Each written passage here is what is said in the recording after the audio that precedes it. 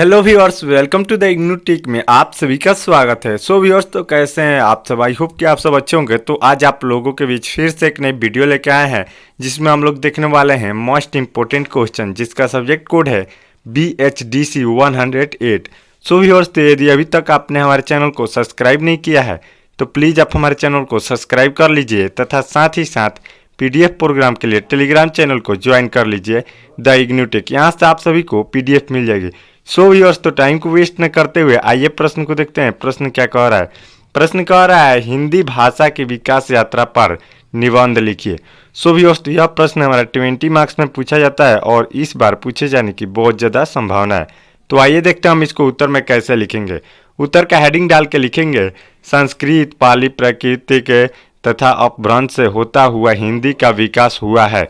अपभ्रंश और हिंदी के मध्य भी एक भाषा की स्थिति बताई जाती है जिससे विद्वानों ने अव्वट की संज्ञा प्रदान की है। इसी को कुछ लोग प्राचीन हिंदी भी कहते हैं। वस्तुतः यह माना जाता है कि 1000 ईस्वी के आसपास प्रयाग और काशी तक बोली जाने वाली स्वर सोनी और मगधी अपभ्रंशों से ही हिंदी तथा उसके सभी रूपों का जन्म हुआ है।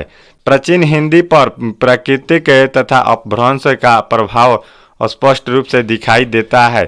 16वीं शताब्दी तक पहुँचते पहुँचते हिंदी से प्राकृतिक अपभ्रंश के प्रभाव तो समाप्त हो जाते हैं, पर अब उसकी अपनी प्रमुख बोलियों के साथ एक ऐसा रूप भी खड़ा हो जाता है जो अरबी फारसी की शब्दावली से युक्त है। 19वीं शताब्दी में भारत की राज्य सत्ता में फिर परिवर्तन होता है। अंग्रेजी राज्य की स्थापना होती है और यहाँ से समुचित ढंग से खड़ी बोली हिंदी का विकास आरंभ होता है।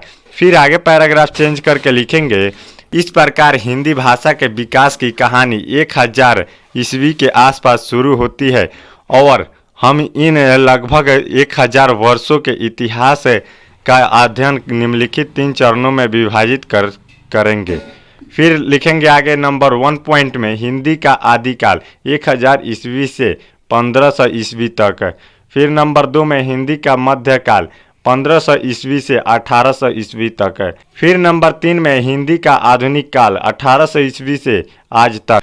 फिर नीचे लिखेंगे पैराग्राफ चेंज करके यहाँ एक बात हम अवश्य करना चाहेंगे कि आरंभिक हिंदी भाषा का स्वरूप समझने के लिए हमें उस समय के साहित्य को ही आधार बनाना होगा और तब हमें हिंदी भाषा का आदिकाल भी वही मानना होगा जो हिंदी साहित्य के इतिहास का आदिकाल है।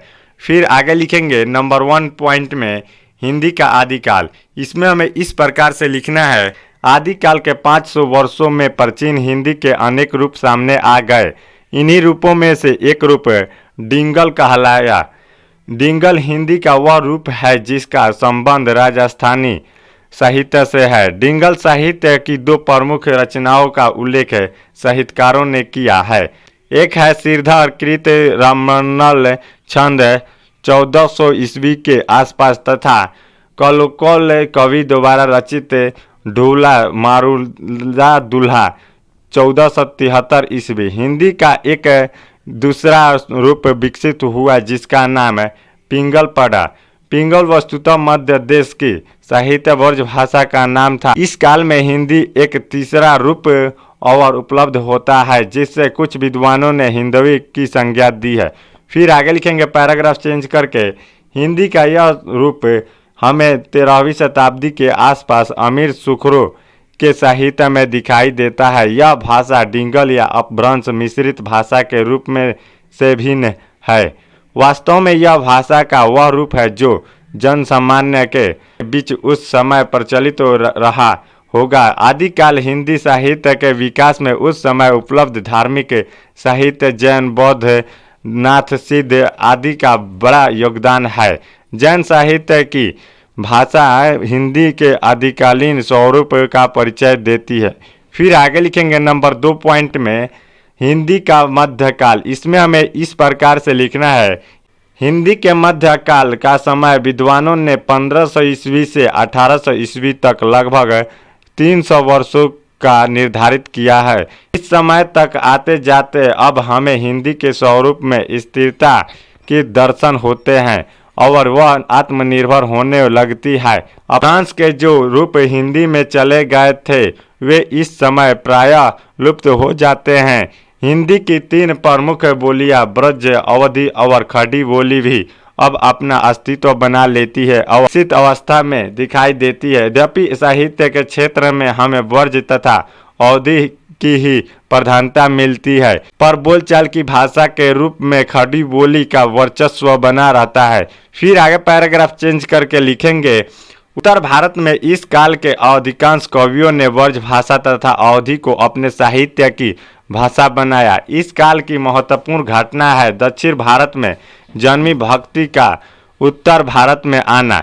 भक्त कवियों ने अपनी सौगंध वाणी द्वारा जनता के हृदय में भक्ति का संचार किया। फिर आगे लिखेंगे नंबर 3 पॉइंट में आधुनिक काल में हिंदी। इसमें हमें इस प्रकार से लिखना है, आधुनिक काल तक आते आते 19वीं सदी हिंदी लगभग पूरी तरह विकसित हो जाती है। यह वह युग है जब हिंदी साहित्य में ब्रज भाषा के स्थान पर खड़ी बोली का प्रवेश मिलता है। कहने का तात्पर्य यह है कि 19वीं सदी का आरंभिक युग खड़ी बोली के विकास को लेकर आरंभ होता है। ब्रज भाषा जो एक लंबी अवधि तक हिंदी साहित्य के पटल पर छाई हुई थी, उसका प्रभाव लुप्त हो जाता है। 19वीं सदी के आरंभ में हिंदी काव्य की भाषा तो ब्रज भाषा रहती है, लेकिन गद्य साहित्य का लेखन खड़ी बोली में आरंभ हो जाता है। 1920 से 25 के आसपास पहुंचकर धीरे धीरे हिंदी कविता में खड़ी बोली में होने लगती है और ब्रज भाषा अब हिंदी की एक बोली मात्र रह जाती है। सो व्यूअर्स, तो इस प्रकार से हम इस प्रश्न को हल करेंगे। और यदि अभी तक आपने हमारे चैनल को सब्सक्राइब नहीं किया है तो प्लीज़ आप हमारे चैनल को सब्सक्राइब कर लीजिए तथा साथ ही साथ पीडीएफ प्रोग्राम के लिए टेलीग्राम चैनल को ज्वाइन कर लीजिए।